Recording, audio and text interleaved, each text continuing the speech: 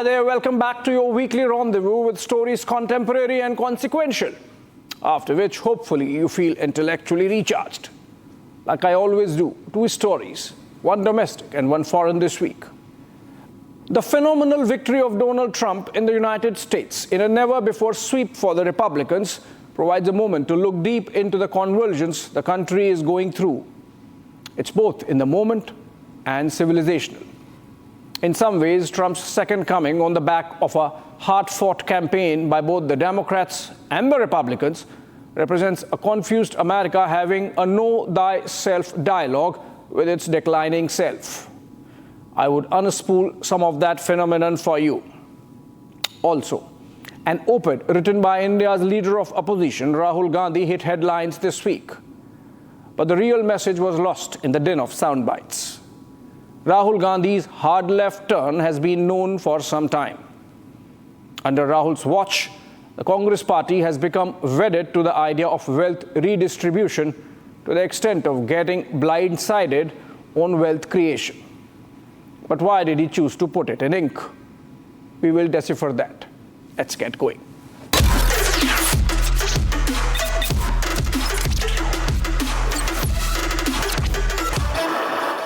Americans as a civilization like everything in extremes. Either it has to be the biggest or the smallest, oldest or newest, highest or lowest. Even the super has to be in the superlative. You get that while visiting any of those famous touristy places or American museums. By that count, return of Donald Trump to the White House is a coming together of politics and that civilizational impulse.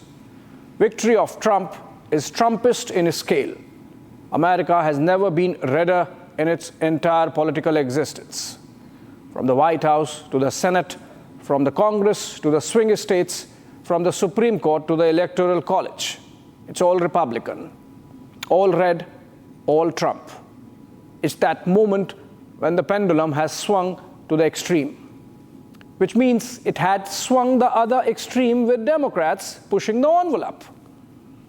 With imposition of gender choices on infants, with the tyranny of the pronouns, with gender-neutral toilets, with the defunding of police forces, with hypocrisy on climate change, with promotion of men and women's sports in the name of queer sensitivities, with campuses spawned to pro-Palestine protests, with so much else, the Democrats swung it to the extreme.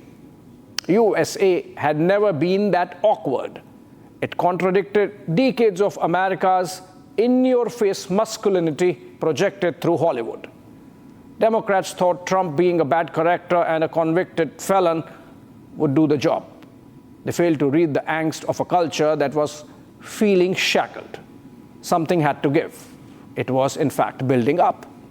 That's why, amid all the liberal capture of narrative, sequel to the 1986 action thriller Top Gun, that typical product of American machoism, was a big success when it released last year. With campuses captured by pro-Palestine mobs, American corporates quietly started a new movement, skill before degree. Simply put, they don't need a college degree on your CV if you have the required skills. The movement has 300 plus of the Fortune 500 companies now part of it. The picture of Dana Bash holding Joe Biden's hands in a daughterly manner as Trump walked away after their joust in the CNN-hosted first presidential debate was a giveaway moment for the mainstream media.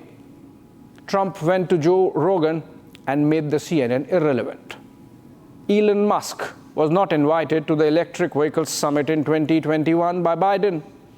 Look what he did in 2024. It is possible that apart from Trump himself, Musk might be the most consequential influencer of this election. A star is born is how Trump acknowledged it in his victory speech.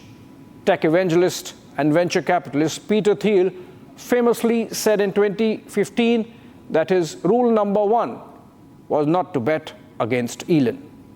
Trump supporters were called garbage. They came together to raise their stink. One personal anecdote of the Democrat pendulum that had swung far.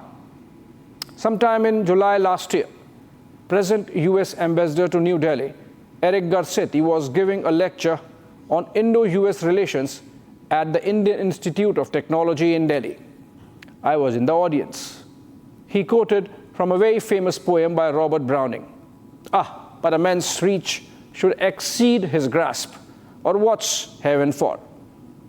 And then, after a moment's pause, Garcetti added, since it's 2023, a person's reach should exceed his grasp. This quote is from the poem Andrea del Sarto by Browning, and it essentially means that people should strive for goals that may seem beyond their reach. The pursuit of something seemingly unattainable is what gives life meaning and aspiration, similar to the concept of heaven representing a higher ideal. Garcetti, a former mayor of Los Angeles and hence close to Hollywood, degendered a 19th century poem to fit the present American zeitgeist. Trump was lampooned that he picked the issue of illegal aliens killing pets in Springfield, Ohio. And then we had the bizarre story of the Environment Conservation Department of the Biden administration euthanizing a pet squirrel, Peanut, on doubt of rabies, prompting an internet outrage in the midst of campaign. Peanut did not die in vain, said Bill Ackman, and pictures went viral of a squirrel at Harris' campaign's stage before her concession speech, suggesting that it was the ghost of Peanut haunting the Democrats. Imagine. The Peanut story in many ways typifies this American election, highlighting the Democrat overreach and the smugness to democracy on the ground. You know what? Pendulums swing both ways. So it would in the United States too. We are in the moment of the pendulum in the Trumpism territory, but it might have already started its journey the other way. Nature abhors extremes. Let me take you back to the Trump victory speech. While praising Musk, he said, a star is born. But that does not necessarily mean it's going to be good for Tesla's balance sheets. For Trump also said in the same speech that America has more oil than Saudi Arabia and that they are going to pump out a lot more of it, which means the global transition to electric vehicles might get pushed. How long before Elon feels the heat in his quarterly numbers? Trump faced the brute force of law enforcement agencies in what came to be called as lawfare during the campaign targeting the former president. Well, from whatever we know of Trump, it might not go unresponded. There are revenge lists already circulating on the platforms like The New Yorker and Politico of names of those in the Biden-Harris administration that could be targeted by the new Trump team for going after the president-elect last 4 years. Which brings me to my own understanding of what's happening in the United States. These are conversions of a society in a nation that's past its prime. America is grappling with its declining influence. Cold War was bipolar. Post the Cold War, America enjoyed a good 2 decades of unipolar dominance. But the last 10 years have been of negotiating a world of increasing multipolarity. Russia cares 2 hoots. Europe seems disconnected in its own postmodern shell. China is snapping at its heels. The small military skirmishes with US allies like Philippines in the South China Sea are testing waters for a larger military takeover of Taiwan. The superpower response would be an interesting watch whenever it happens. We have seen how a medieval militia like the Houthis created a global trade choke point by controlling the Bab al-Mandab Strait between the Red Sea and the Gulf of Aden. What did the American might do? The opposite of masculinity cannot be effeminate. Obviously, a section of Americans was disturbed. A Trumpist America would withdraw from the chaos that it cannot control. Wars would see disinterest, and perhaps rightly so. It would build walls of tariffs, of immigration, even literal physical walls at its borders. There is both an opportunity and a threat for us in India as for the rest of the world. Brace for headwinds on exports of physical goods, tighter visa controls, pressure to buy more of US oil than Russian oil. There would also be some good. lesser interference in internal affairs. Bangladesh would be set right. Trump might be more appreciative of India's national security concerns. Remember, the Biden administration revived maintenance contract for the F-16 fleet with the Pakistani Air Force that was dwindling, thus giving a new lease of life to the PAF. Expect Trump to not oblige the Pakis for a bargain, of course. Ultimately, the world would negotiate this churn in American society and move on, like it always does. Moving to the second one, Rahul Gandhi, India's leader of opposition and the Congress party's sailor-in-chief when it comes to negotiating ideological wins, came out with an op-ed in the Indian Express on November 6, attempting to communicate his position and politics on business and its interactions with society and the government. The piece itself was not a comprehensive one, but gives a glimpse of his thinking on the subject of capital and capitalism. Let me summarize the op-ed before I analyze it for you. Rahul Gandhi seeks to present a picture of India's business and industry as a limited monopoly that is throttling larger entrepreneurial spirit of the nation with the backing of the state.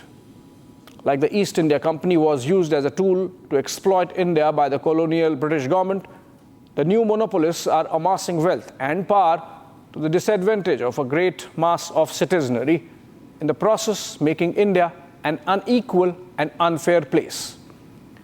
In this unequal enterprise, the present state backs them with tools like the ED, CBI, and income tax to browbeat competition in favor of these monopolies. Rahul goes on to say that against these match-fixed monopolies are smaller, agile, new-age companies, of which he names about 24. They are new and old, brick and mortar, click and mouse, and even app and AI. No pattern per se. He then connects this classification with his politics of standing with the poor and the weak, giving example of Manrega and farm loan waivers. Essentially, by some strange logic, there are government-favored Brahmin companies, and then there is the Dalit business world, to which he promises a new deal. So what's his new deal?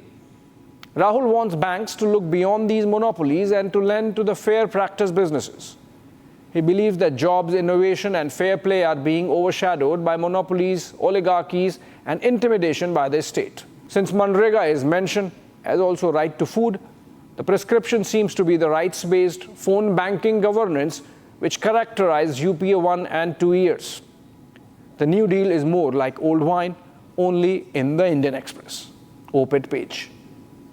First up, Gandhi's writers shot him in the foot by calling the Maharajas of yore as a compromised lot, effectively alleging that they sold the country under duress or for bribes to the East India Company.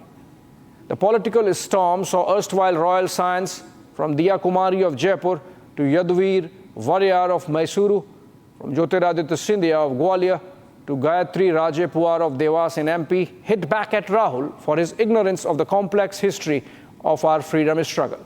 But I'll come to that in a bit. Rahul Gandhi has been on a harangue of sorts the past couple of years, targeting key business groups of the country, particularly the Ahmedabad-based Adani Group. Rahul's politics has been to show the group's rise as connected with the state patronage under the Modi government in New Delhi. That the Modi government has created an oligarchy to the detriment of more democratic business growth. If chicanry were a currency, Rahul Gandhi would have been a rich man. Not that he already is not. Every time he attacks the group, pictures pop up of Congress leaders from Ashok Gehlot then to Revant Reddy now with the promoters of the same Adani group. But then Rahul's attacks are a proxy for a larger shift Congress has taken towards Marxism under him and his mother, Sonia Gandhi. Pandit Jawaharlal Nehru was a Fabian socialist, enamored of the rapid strides made by Soviet Russia. That is the reason why under Nehru's watch, India's top institutions from the civil services to the planning commission, from university campuses to judiciary and the media, were all infused with various shades of leftist hue. All this created the industrialization mess with his commanding heights of state control smothering a spirit of enterprise in its infancy. He famously told J.R.D. Tata after nationalizing the Air India in 1953 that profit was a dirty word. Daughter Indira Gandhi knocked Fabian, which means caution, out of the window, pressing the pedal on full socialism with a spate of nationalization laws, most famously of the banks. It was a knockout punch insofar as a liberal free market enterprise goes. India did not recover for decades. Sometime in 1959, Nehru was inaugurating an assembly line factory of a defense PSU in Jabalpur of Madhya Pradesh, manufacturing the 3-ton trucks for the Indian Army. In his speech, he mentioned how at some stage in the future, he would want to see the private sector also doing this. He lamented the lack of capacity then, because of which the government had to bear the burden.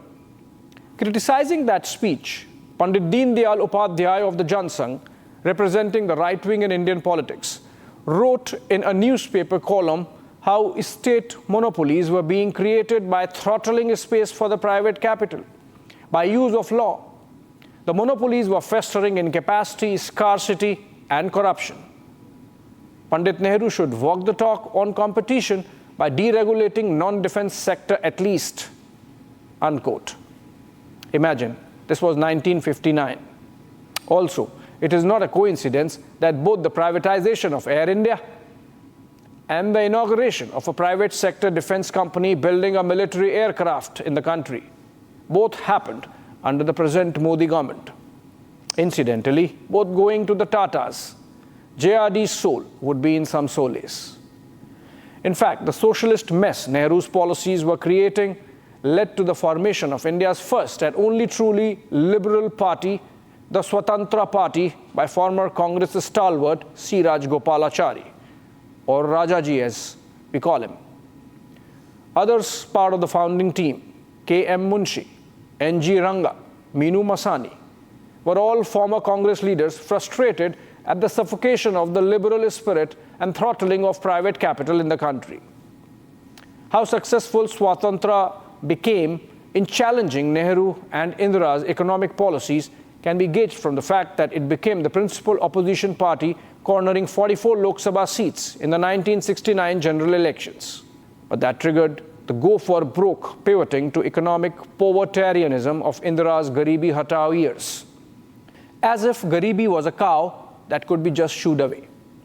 The nationalization measures were crippling for the economy, but worked to great effect for Indira's politics. The appeal of Garibi Hatao consolidated her hands against the syndicate, the group of leaders led by Morarji Desai, who were revolting against her leadership. Desai was in fact sacked as finance minister by Indira the evening before she brought the law of nationalization of banks.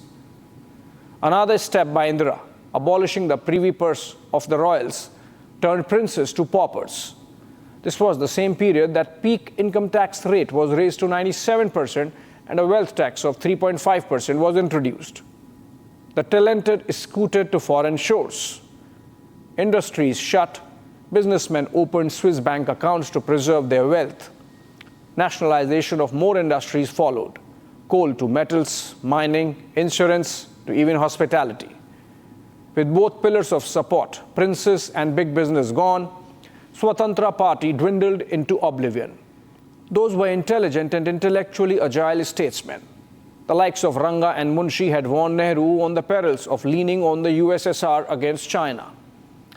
They were proved right when Khrushchev looked the other way, as China smothered India in the Himalayas in 1962. The Swatantra leaders anticipated a two-front war situation with China and Pakistan decades ago and advised Nehru and later Indira of jettisoning the non-aligned movement and mending fences with the West. They espoused a classical liberal agenda of free market, individualism, and a democratic polity. Meenu Masani's speech opposing the bank nationalization move of Indira Gandhi is instructive of the foresight of those leaders. And I quote, "At home, both the depositors and the borrowers who today enjoy freedom of choice between various banks will now face one soulless monopoly.